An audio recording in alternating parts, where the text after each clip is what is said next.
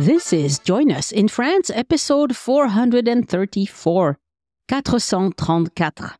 Bonjour, I'm Annie Sargent, and Join Us in France is the podcast where we talk about France, everyday life in France, great places to visit in France, French culture, history, gastronomy, and news related to travel to France. Today, I bring you a trip report with Jennifer Gruenke about our weekend trip around Avignon. Jennifer and I went on this trip the first weekend of October 2022. We met in Avignon, then went to the Grotte de Chauvet area, the Pont du Gard, and Aigues-Mortes. It was a great trip and my second long trip in my electric car, so there was some trepidation about that, but it all went fine.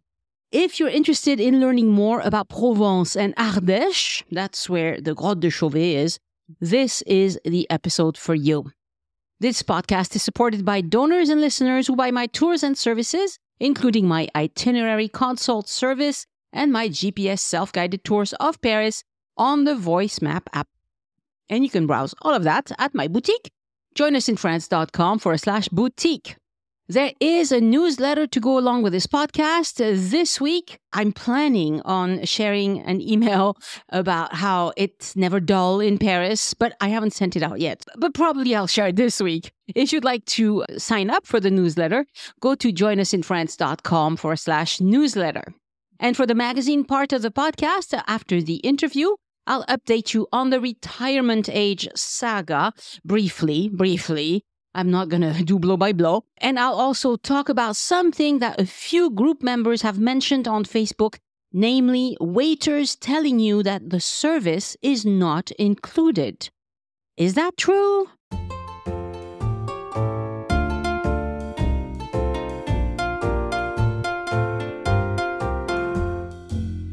Bonjour, Jennifer Gruenke, and welcome to Join Us in France. Welcome back, I should say.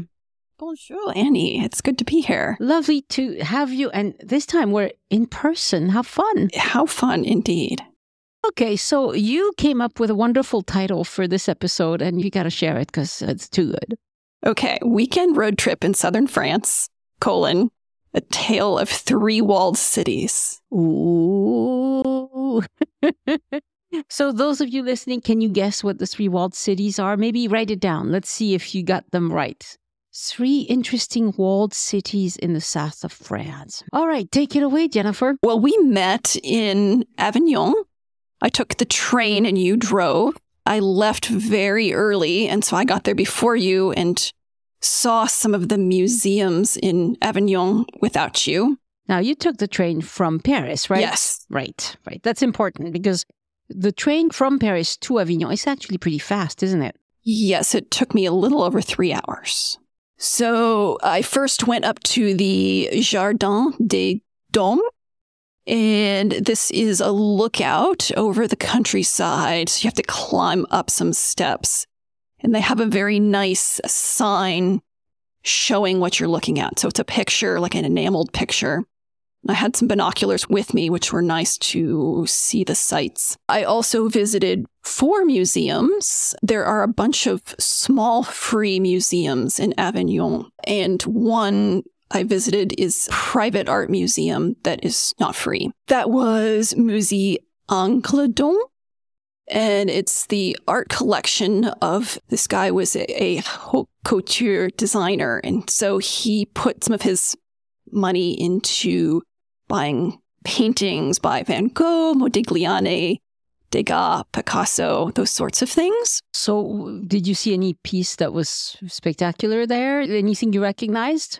Well, I mean, when you see a Van Gogh, you know that it's a Van Gogh. And especially from the Arles, is it Arles? Is that right? Yeah, Arles. Arles period of Van Gogh. Arles. Arles.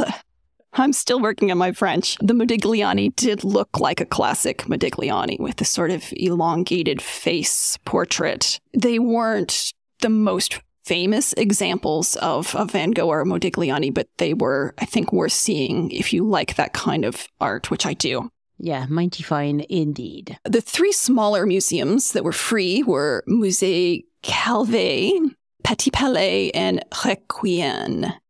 And of the 3, my favorite was Petit Palais. And this one had a lot of Italian Renaissance paintings. And I especially liked this set of paintings called the Cycle of Theseus. They don't know who painted it, but it is very, very detailed. It's the mythological character Theseus painted, but as a Renaissance knight. So it's kind of an unusual set. And these pieces were in different collectors' hands, and they have brought them all together in this one museum. Yeah, it was really interesting because you told me that I should really see this. And so we went back the next day once I arrived. And I think it was really stunning. So there were 6 pieces. 4 of them belong to this Petit Palais in Avignon. And they will probably keep them on display for a long time. But they also borrowed 2 pieces. One belonged to still belongs to a private collector. And the other was a Louvre museum loan. But they look really, really different. They are so bright and just spectacular looking. And they depict the stories of important Greek myths. And it's well explained. Like you have the painting on one side and the explanation on the other side. If you're patient enough to read the whole thing, it's really quite interesting. And this is a temporary exhibit. It's not going to be there for much longer, but probably they'll keep the 4 that they own at the Petit Palais in Avignon for a while. And I thought Avignon is wonderful because all of these little museums, well, most of these little museums are free. The city actually wants to keep it free because they said that's access. If it's free, it's, you give access to everybody. And I really say bravo. I mean, this is cool because a lot of cities cannot afford to do this. And so they do a good job. Yes, agreed. The other 2 little museums I saw were probably skippable and we didn't go back there. But I mean, if you have time to kill, there's nothing wrong with them. That evening we stayed at Hotel Kyriade, Avignon? Yeah, Kyriade, yeah. And this one was very close to the center, so excellent location. It was a fairly small hotel room, as you would expect for something right in the city, but very modern in its decoration, updated. Yeah, I thought it was a great location, especially because it's like literally steps away from the Palais des Papes. And, there's a lot of cafes and things happening just in that area in general. So it's a great place to stay. So I had a car and there's a really nice parking lot underneath the Palais des Papes.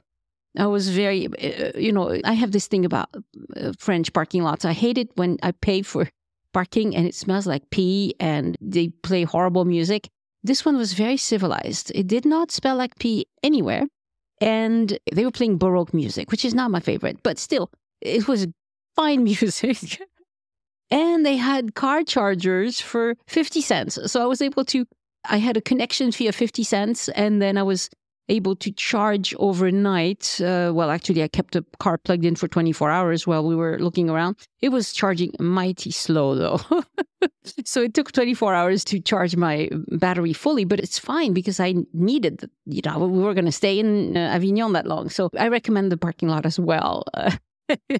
Yeah, the next morning we went to the Palais des Papes and left your car plugged in while we were there. So that got us to the afternoon. This Pope's Palace really is the main show in Avignon. You can climb up on the upper walls and look down onto the courtyard, which is a really gorgeous view. And so people are probably getting the idea that Avignon is one of our 3 walled cities. Yes. You can get up on the walls and look down.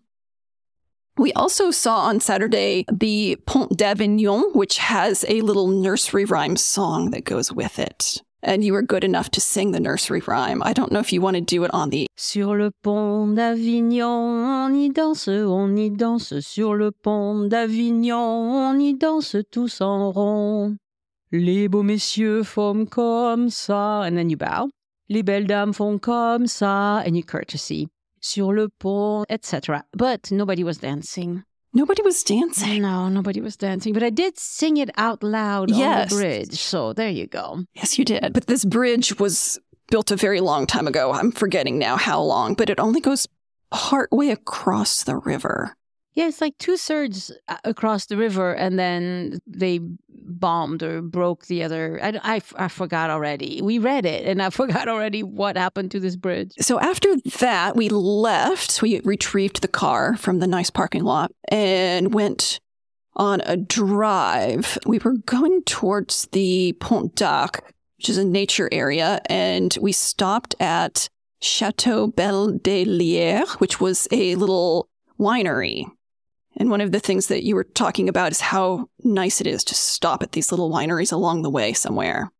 Yeah, and we did not make an appointment. We just noticed along the way, on our way to Pont du Gard, I kept seeing signs that said, dégustation de vin, blah, blah, blah. And I could see that there were cars parked in the parking lot in front of these places. And so I decided, I told you, do you want to stop? And oh, sure. So we did. And there was a very nice lady there with her 2 boys. And she had us taste. Actually, we tasted all the wines that they made. I mean, they made 6 wines, right? And something like that. Since I was driving, I just had 1 swallow and threw out the rest because you can't. Yeah. But they were fine. And we particularly, both of us enjoyed the white wine. And I got some red as well for my husband because he's a red wine kind of guy. And I think we paid, what, €6 per bottle? Yes. Very cheap. This is not like an impressive chateau that you have to make an appointment and blah, blah, blah. No, they have kind of a sales room, a showroom. And if you see that there's people there, stop, talk to them, and they'll have you taste some wine. They do expect you to buy some, but if you like it, you should buy some, and then you're good to go. And because I was not driving, I got to try them all. And I thought that they were better than similarly priced wines in the grocery store. That's probably true. Yeah, these sorts of wines would not be sold in the grocery store unless it's unless they just take a few boxes of the wine themselves and put them on the shelf at the grocery store. But most of the time, these are small producers that just make enough to sell at their own store. They open their own showroom and their own store, and they have people who just love their wine and come back year after year. There's some wines around here that I go get again when I'm out. I just go get them. And they're similar year in and year out. So people get used to that brand and go back. But they're very small producers. Okay, so the hotel that evening was Le Clos des Prairies. And this was sort of a larger country hotel that seemed to be set up for groups. Right. So this one I did not enjoy quite as much. So this is the sort of hotel where people go, because this is a part of the country where people go to canoe a lot. There were canoe rental places all over the place, right? And so if you have some sort of paddling club or a canoeing club or something like that, sometimes these clubs will take a vacation as a group and they go stay at a fairly big hotel. This is the kind of hotels that will have people by the busloads. And they are so big that they only open in high season. So the night we were there was their last night. They were closing until April. Now, this is a hotel that advertises itself as a destination charger for the electric car. Again, I have an electric car. I have to think about these things. And they had 2 Tesla chargers and 2 non-Tesla chargers. The problem is that night they had invited family and friends over for a celebration for the end of the season, and their friends and family couldn't care less about the chargers, parked their cars in the wrong place, and besides, the hotel turned off the chargers. So we went in, checked in. I told her I wanted to charge, but that we were going to dinner and that I would charge afterwards. Well, I came back. There was a spot I could take, but the charger was turned off. And then the next morning when I pointed it out to her, she was, no, it was turned on. I know it was turned on. I checked myself and I'm like, no, it was not. So thankfully, it wasn't very far away. Like we hadn't driven that far. So I didn't need to charge. But I will write them a review saying, no, you can't do that to people. Other than that, the hotel was fine. I mean, they were carrying on. It was their last night they were carrying on. And I heard them, the breakfast the next morning was fine. They had very good bread at breakfast. So, but just not my favorites. But the third hotel was pretty good. And we'll get to that in a second. Yes. And that was the hotel we just mentioned was in the city Vallon-Pont du Gard. That's the word I was looking for. It's vallon, yeah. So we should talk about Pont du Gard out of that name as that natural bridge structure.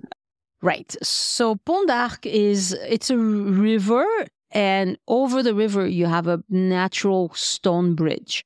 And there are cliffs in the area. It's just really gorgeous. And they discovered a painted cave around the Pont du Gard. Now, it's not like it's... we visited the replica of this painted cave, which is nearby, but we don't know where the original entrance was. But the reason why we went was that we wanted to see the cave. So it's called Chauvet because the guy who was leading there was 3 people who were spelunking together, and the leader was named Chauvet, but he's not the one who went in first. A woman who was part of the expedition, I don't remember her name. I'll put it in the show notes. But she's the one who really took a big risk and went through this very narrow thing. And she did it because she was the smallest person there. And she could fit, the others couldn't fit. So she found it. She discovered it. And they didn't name it after her because, she's not a man. So I will insist on calling this cave La Grotte du Pont du Gard and not the Chauvet cave, because he was not the first in there. And also, I learned that there's only 2 caves like that. There's hundreds of, I think the woman said there were 200 painted caves that have been found in Europe. Perhaps it was 300. I can't remember. Anyway, only 2 of them are named after the discoverer. That's Cosquer. The reproduction is in Marseille. And Chauvet. The reproduction is in Vallée Pont du Gard. So I think it's just most places like Lascaux, it's called after the place. And I think it would make more sense to call it after the place. Some of the signage actually did have the place name as the name of the cave. It's probably worth pointing out that even though the tour was in French, they did give me an audio guide to listen to in English. So I don't think I heard the exact same tour that you did, but I was hearing a tour along the way, and there are different stations, and there's a sensor that can tell what station you're at, and so it can tell you what you're looking at. Yes, I was following a French-speaking guide, and so she was ad-libbing some stuff that's not in the recording. But this is a totally accessible cave, meaning you could go with a stroller or a wheelchair.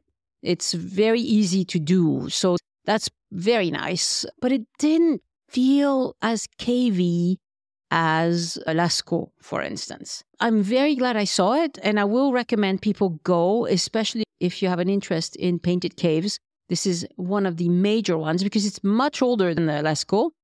The paintings it's hard to date these things precisely, but they're thinking 38,000 to 40,000, whereas Lascaux is more like 18,000 to 20,000. And I do love these painted caves because it's such a reminder of how deeply the artistic instinct is in sort of the human psyche. For as long as there have been humans, there has been art. Right. And we were trying to speculate, what were they trying to achieve? And perhaps it's as simple as I think, therefore I paint, because humans, and these were humans just like you and me, they can paint, they can create things, animals around them, for as mighty and wonderful as they are, they couldn't do this. This is what set them apart. Now, there was clearly a lot of rules attached to this because they usually painted very deep into the cave and they didn't live where they painted, but they practiced because it's obvious. They had to practice this. Some of these drawings were just stunning. There's a collection of bears. They're all facing in the same direction. I swear to God, they look like they were trying to speak. They have really beautiful paintings, I thought, and they have colors. And also, they used to think that cave paintings got better with time. And no, they didn't, because there is very little difference in the painting ability of the people 40,000 years ago to the ones 20,000 years ago. They could all make these beautiful drawings, and we don't really know why, but they did it. Yeah, they were very clearly using shading techniques, and they were using the natural shape of the stone to accentuate the shape of the animal.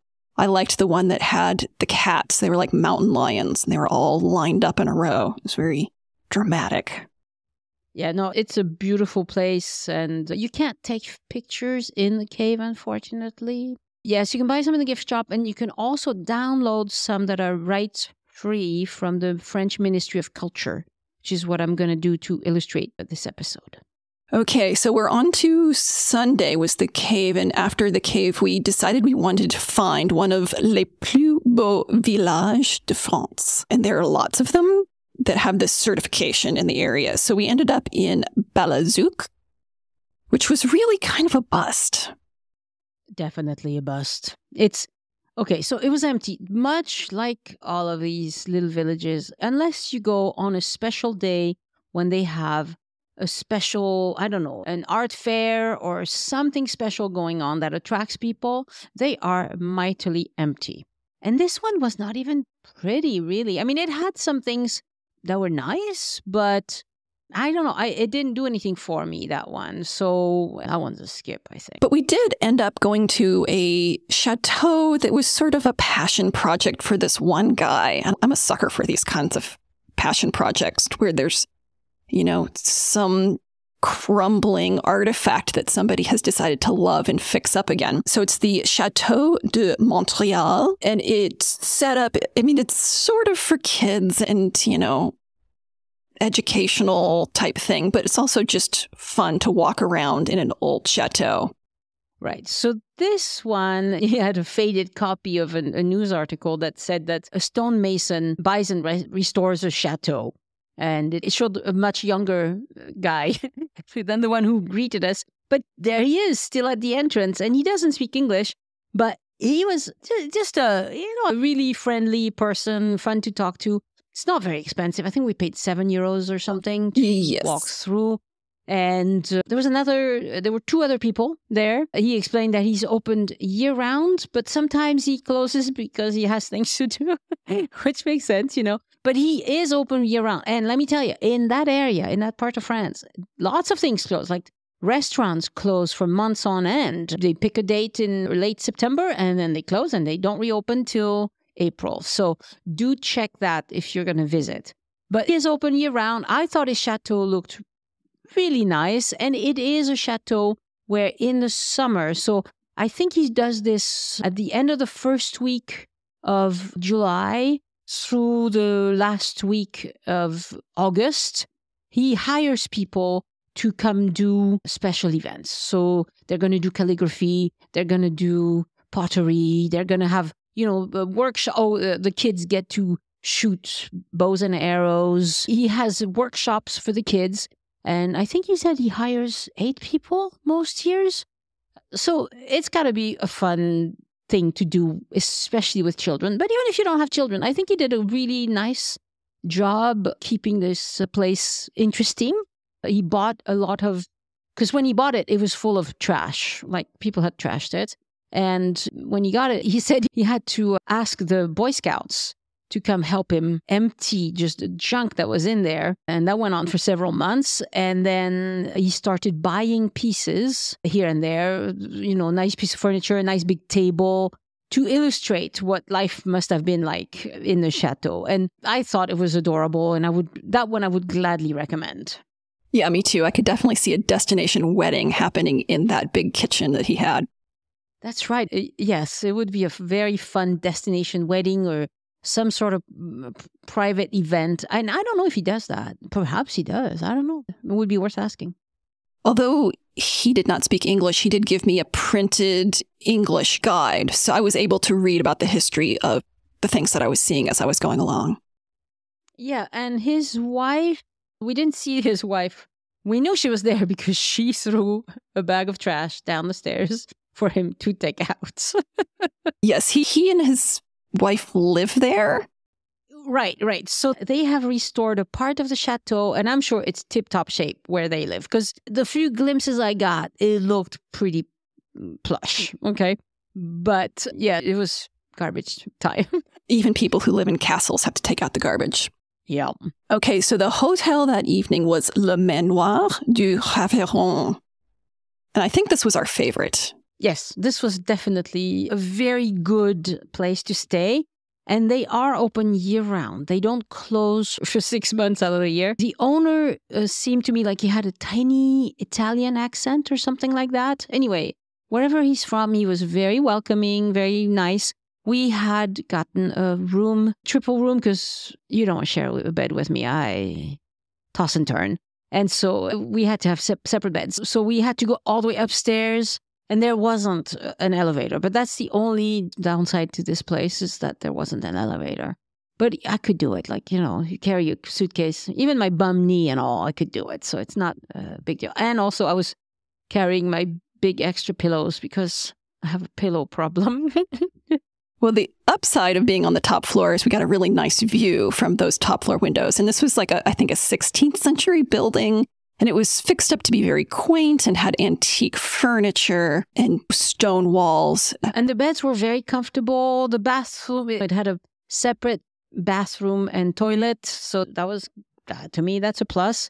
I thought it was a lovely place. And you could see that he was serving apéro. I think he probably closes, he goes home around 7 or 7:30 or something. But he has this nice patio and he was serving white wine to some of the guests and so forth. So, and then I saw that he just turned everything off downstairs and he gave us the key and he said, this is how you do it. And then the next morning we had breakfast there. It was included and it was lovely. It was, just a very nice, simple B&B I recommend.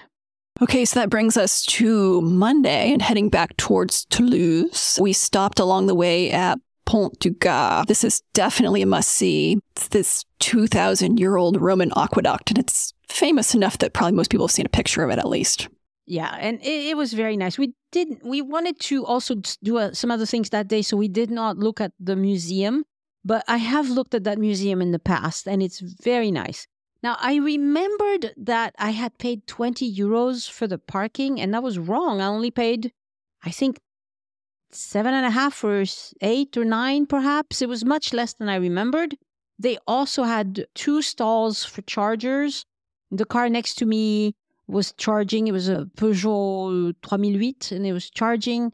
And I set up my car to charge, and it looked like it was working. But then, maybe 15 minutes later when I checked, because I have an app, I can check if my car is charging, it wasn't. And so it stopped for some reason. And again, I didn't need to charge, but there were only 2 chargers in that big parking lot. So they probably will add some more because in September 2022, they sold more new electric cars in France than diesel cars.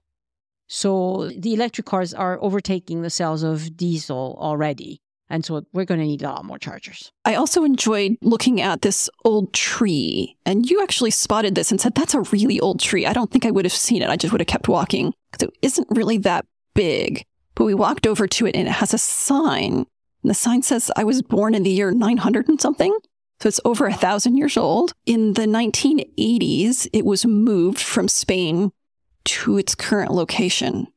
So somebody moved a 1,000-year-old tree. Right. So it explained that the tree was in a very arid and cold part of Spain. So probably it was at high altitude and it wasn't thriving. So they probably dug up a huge hole in both areas and removed the tree. Because when you have a tree that old, you don't let it die. If it looks like it's suffering and not doing well, you try and move it somewhere more appropriate. And it looked very happy and healthy. And there were 3 of them, as a matter of fact, not far from one another. And they are, so if you're facing the Pont du Gard, you have the museum to your back.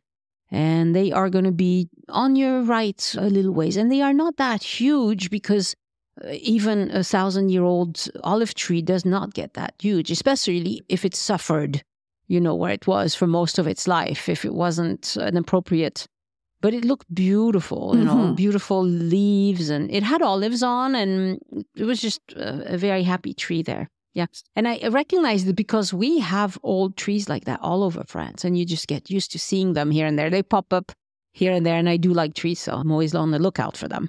So next we headed down to Aigues-Mortes, and this is... Almost. Okay.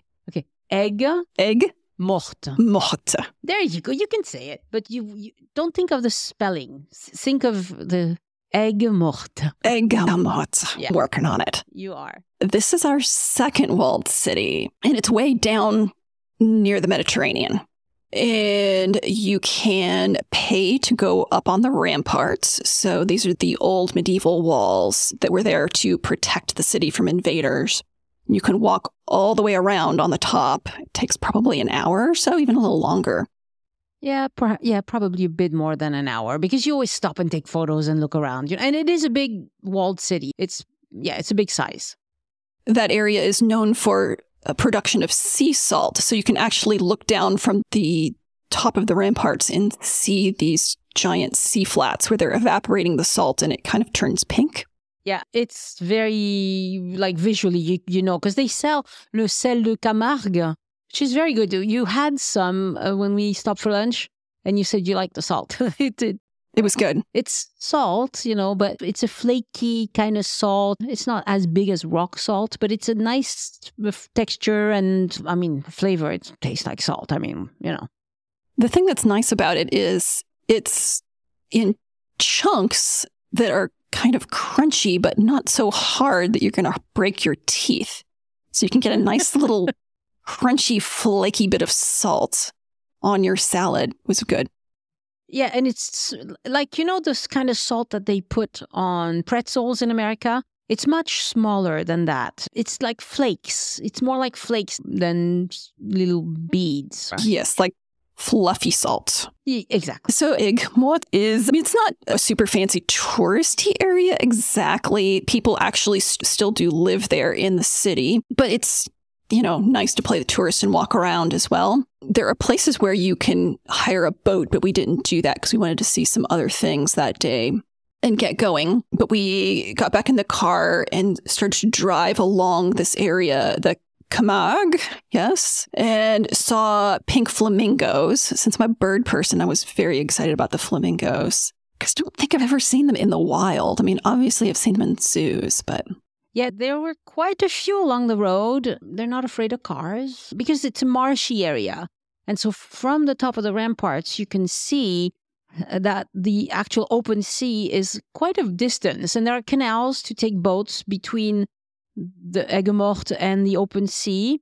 There's canals to take you to Sète, to enter the canal. It's just a very beautiful area. And I like what you said, that it's not entirely a touristy town. Now, it has high season, okay? It has times when you feel like you're overwhelmed by visitors. This was not one of these days, but today, as we're recording, they're doing this votive festival, and I bet it's going to be very crowded. So it just, you know, it's some of both. And I asked the restaurant, because we couldn't find a restaurant that would serve us, because we were looking for food at it was 1:40 or something. And the cooks had all gone home. Kind of a rookie mistake, but we made it. Well, typically it's a little later than that they send the cook home. So I was a little surprised. Anyway, we found a place that would serve us. I think we had a salade de riz or something like that, a rice salad. It was fine. And the lady, I asked her when the busy times are, and especially when the dead times are, because I don't like dead towns, as you probably heard me say already in this episode. And she said not to come between the first week of January and in the end of January, because that's when almost everything closes. But otherwise, if you come during any French kids' school vacation, even the February vacation, or, you know, things pick up again and people come out to Aigues-Mortes to look. And it was very interesting because the history of Aigues-Mortes is, the town was built from whole cloth by the will of Saint Louis, who wanted a protected port from which he could go to the Crusades. And he went to the Crusades twice there. And in the town, you see, we did another episode about Aigues-Mortes. I'll reference it in the show notes. But in the town, you can see the statues to Saint Louis. They do a fête de Saint Louis at some point in the year. I can't remember when it is. But it's a big deal. So, and also because it's such a flat area, the walls that they built are ginormous. I've lived in France, so I've seen a lot of, ramparts and things like that. These are twice as thick as you'd think they would be. So that it's because they were really afraid of being invaded, and they really wanted to keep this strong place for the king to be able to come and gather his people for the Crusades. So it's probably a good time to bring in our third walled city then, Carcassonne.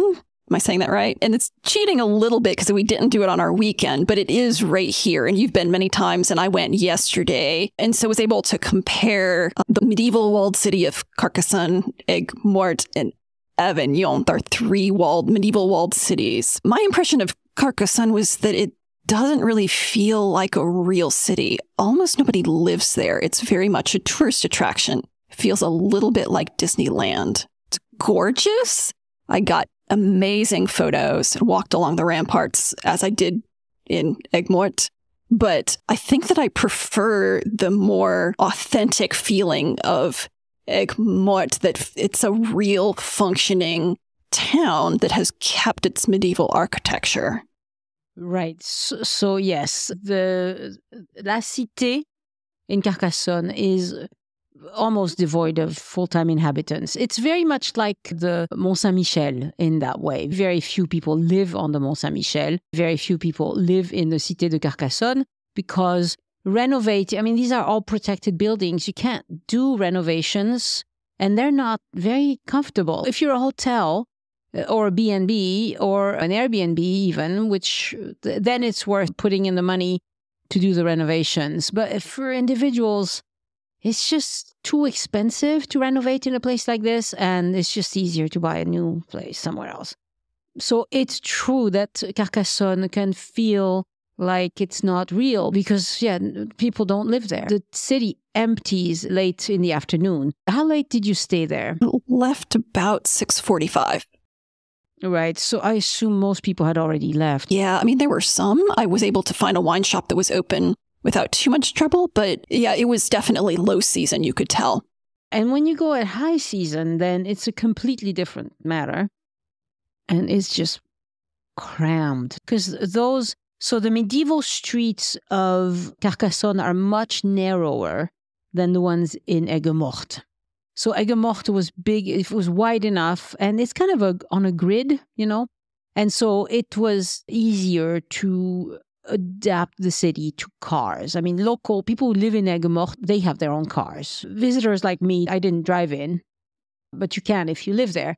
And so it's wider, it's more amenable to renovations and modern life than Carcassonne. Carcassonne is so packed in. All the houses are really close together. You can barely, some places, a person on a horse would barely fit. It's so narrow. So it's a different feel. I also want to tell people about this card that I got from the Centre des Monuments Nationaux. Yes, that's a good one. So I purchased this in Paris. It cost me 45 euros, and it lasts me for a year, and it gets me into the national monuments free for that year. I did the math. Before I left, I bought it because I wanted to go to the Pantheon, which is right next to where I live. And it's 12 euros to get in once and 45 euros to get in for a whole year. So I was like, that's a good deal. It also got me into La Conciergerie, which is right there in central Paris, and Sainte-Chapelle. So I bought this card 2 weeks ago. And in Paris, I saw those three.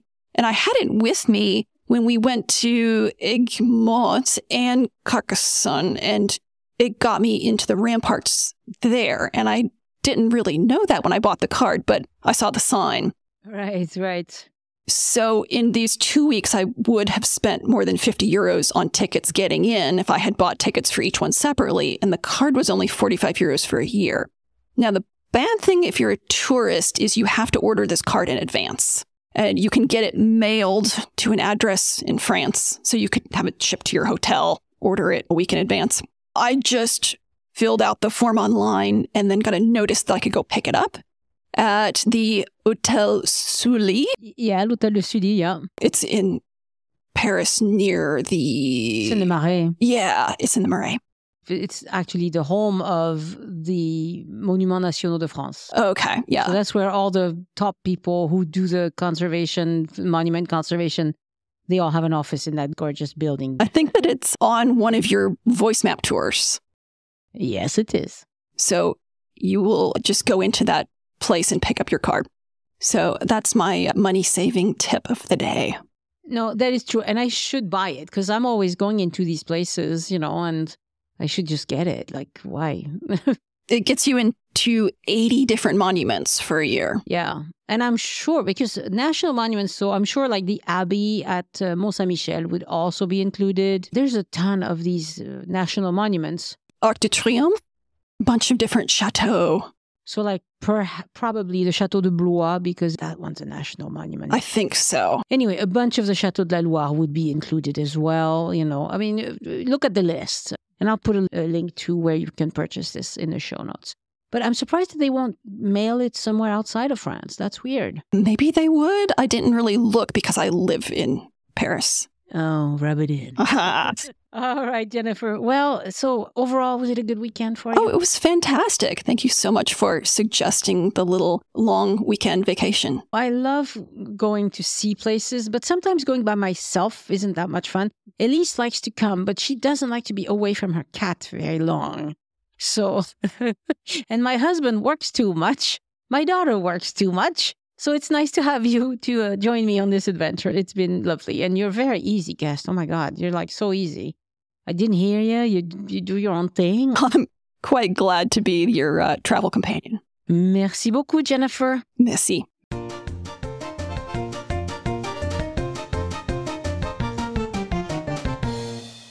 Again, I want to thank my patrons for supporting the show and giving back. Patrons get several exclusive rewards for doing that. You can see them all, and there are many, at patreon.com/join us.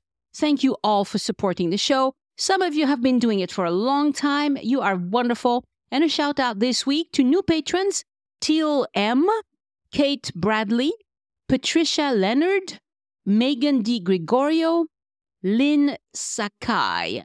Thank you so much for becoming patrons and making this podcast possible. And patrons, I would like to really encourage you to install the Patreon app on your phone. It will help you enjoy your rewards while on the go, including all audio and video rewards. This week, I published 2 Patreon rewards. One was a short essay on the political shenanigans happening early in the week, and advice on whether or not it's a reason to cancel your trip to France. The second was a French history brief about the bourgeois de Calais, or burghers of Calais.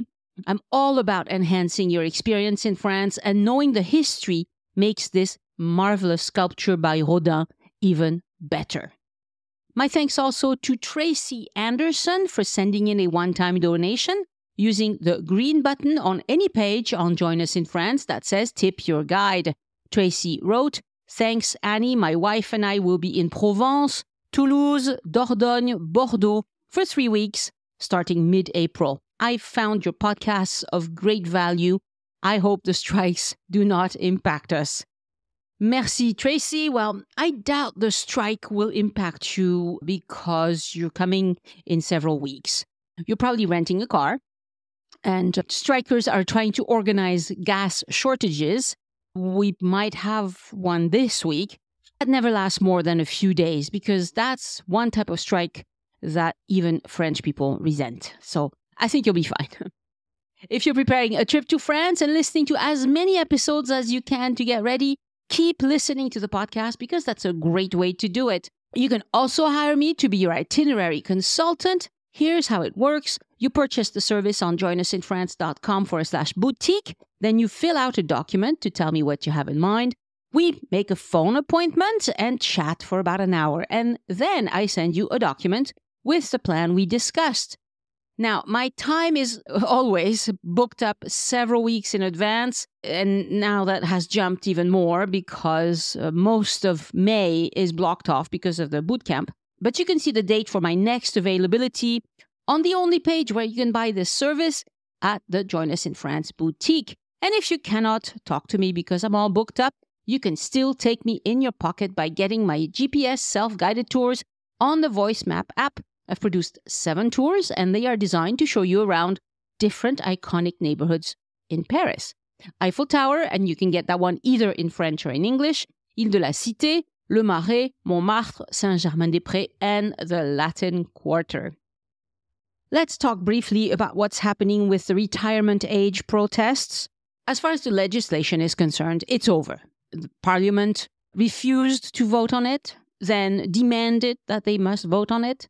And the Prime Minister called their bluff and said, okay, you want me to lose my job over this? And then we'll disband Parliament, and you might also lose your job. And so that's the game of chicken that is totally legal in France. Of course, it's in the French Constitution, and it's Article 49, subparagraph 3 of the French Constitution. The Prime Minister, Elisabeth Borne, won this, and that means that the law that she proposed is now in place. She has also asked for the law to be reviewed by the Conseil Constitutionnel, which is the Constitutional Review Board, if you wish.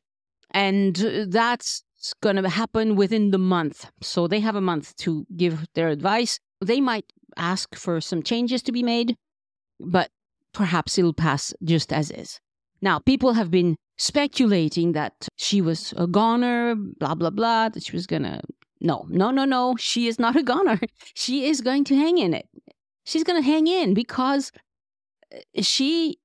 I know people criticize her and Macron and whatever, and they are very loud. But you know what? They've done everything by the rule, and they got the votes. And all the people yelling and screaming did not get the votes. So, voila. What does that mean as far as strikes are concerned? I think we are going to have some official announced strikes that are going to be very well managed and peaceful and all of that. And those are probably going to go on for 2-3 more weeks. I record this on a Wednesday. Tomorrow, Thursday, is going to be pretty bad. As far as the trains, always the same. The train, the buses, the metros, always the same. You can expect things like that to happen on and off in the next few weeks. But you know what? This is France. Things like that happen anyway. It would be, whether it's this or something else, they will find ways to strike. It's just the way it is. As far as the garbage problems and garbage getting burned and the cops getting antagonized by hooligans at night, usually, it is happening, and it will probably continue to happen for several more days. Eventually, they'll arrest all these clowns and life will go on. But there's going to be some unrest, but it's mostly going to be at night. Okay, so if you're out during the day, I don't think you'll experience any of this. Let's move on to an interesting topic that was brought up on the Facebook group by Jennifer. She said, I'm in Paris now and had this happen to me for the first time in about 10 trips. So this is somebody who's come to France a lot. They finished dining. The server brought the bill to her along with a payment machine, and he made sure to tell me, le service n'est pas compris. So I'm used to it being part of the bill in France. So I was at a bit of a loss as to what to tip. In my case, what are the French waiters expecting? Are they making a pittance and relying on tips nearly alone, like some states in the US? No. Servers do not make a pittance in France. I'm not saying they get paid wonderful wages, but they have a living wage, okay? And as a matter of fact, the wages for a waiter are a little higher than minimum wage. This guy was trying to get you to give him an extra tip because he could hear you were American and he wanted to take advantage of this. There are no establishments where service is not included. That does not happen in France. It cannot happen in France. So if you want to leave a few euros, you can do that. But several more people chimed in, and it does seem like it's happening. Waiters are catching on that perhaps they can ask for a tip when they have American customers. They would never do that to a French customer because they would know that it would not go well. But if it happens to you, just let them talk and leave a few euros like you always have, like I always have. That's what I do. I think, waiting on tables is a hard job, and I'm very happy to leave a few extra euros, but not 20%, okay? This is ridiculous. There's no need for it. They have a reasonable salary anyway. A different person said that the waiter justified this by saying that the law had changed. The only thing that has changed, and this is real, is that in the last perhaps year or two, the credit card companies have made it possible for you, the diner, to add a little extra to your credit card bill. It used to be that the only way to pay a tip was to have cash, and people often felt stupid because they didn't have cash and they couldn't leave a tip. Now you can leave a tip with your credit card, but it's not like in America where you have an extra line where you write, I want to give an extra $12 or whatever. There is nothing like that in France, but you can say to the waiter, okay, I'll give you $5 extra for a tip, and they can add it to your credit card. You don't have to, but it can be done. That has changed. But no restaurant in France gets away with not paying their waiters, okay? So they get a normal wage. If you feel like giving a tip, thank you very much. But I think it's awful that they are taking advantage of visitors who they hope are going to feel bad and will give them 20% because they'd love that, of course. One person says, I'm curious as to what all the ramification may be in France since pension age was recently raised from 62 to 64. Okay, no, it hasn't been raised yet. It's going to be raised gradually. So can anyone explain what may or is happening as this trickles down to all people of all ages? Okay, this is not really about tipping, but I guess what this person is saying is perhaps these people are not paid very much and we should be helping them. If you feel like you need to give them a tip, please do give them a tip. There's nothing wrong with giving a tip in France. Some people say, oh, don't tip because that's an insult. No, that's BS as well. But saying that you must give a tip, it's not correct. And one person said, I work as a waitress, so I honestly tip everywhere. Whether you think so or not, it's a terribly difficult job. When I was in Paris, I personally witnessed an American being rude to their server and then didn't tip. It was awful. I always carry cash to tip with. So yes, I agree with you. Waiting is a very hard job and I always tip as well. And it's good if you just do it in cash. It's great if you do it in cash. But now you can also add a little bit to your credit card if you wish. And another person says, this is because he knows that you're from a tipping culture and, wanted to pressure tourists for tips. Apparently, it's becoming more common in big cities in Europe, but tipping in Europe has not changed, okay? It's the same. So truly, if you give 10%, you will be worshipped. They will want you back. Definitely no need to give 10%. That's the difficult thing with tipping, isn't it? In France, there's no need, but it is getting more and more normal for people to leave a few euros, 2-3 euros at the end of a meal, or a good experience is appreciated. Let's put it that way. So for this week, I had also written out a whole thing about helping you understand the French political landscape. But the episode is going to be way too long if I put it in this episode. So I'll use this for another episode. Things are moving, but it's not near as bad as you might think if you just watch CNN. Obviously, it's not as bad as all that. If you enjoy the podcast and would like your friends to listen to, go to joinusinfrance.com/trailer and share the trailer for the podcast with them. It's short and sweet, and I think it'll help them decide if they would like to listen as well. Show notes and a full transcript for this episode are on joinusinfrance.com/434, the numeral. Wow, it's getting big numbers. And a big thank you to podcast editor Christy Kotovan, who produces the transcripts so you can find in which episode we talked about that thing that you're interested in. I would love to play more voice feedback on the show. If you have a question or comment, record a voice memo on your phone and email it to me, Annie@joinusinfrance.com. And if you let me, I'll play it on the show. And by the way, do not fill out the contact form on the website. If you have something to say to me, email me directly, Annie@joinusinfrance.com.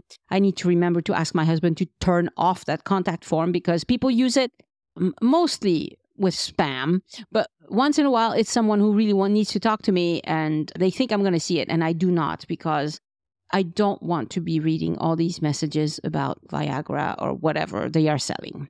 Next week on the podcast, an episode with Elise Riven about things that are free to do in Paris. It turns out there's a lot of stuff you can do for free in Paris. It's wonderful. I think you'll enjoy it. Thank you so much for listening, and I hope you join me next time so we can look around France together. Au revoir. The Join Us in France Travel Podcast is written, hosted, and produced by Annie Sargent and copyright 2023 by Addicted to France. It is released under a Creative Commons Attribution, Non-Commercial, No Derivatives license.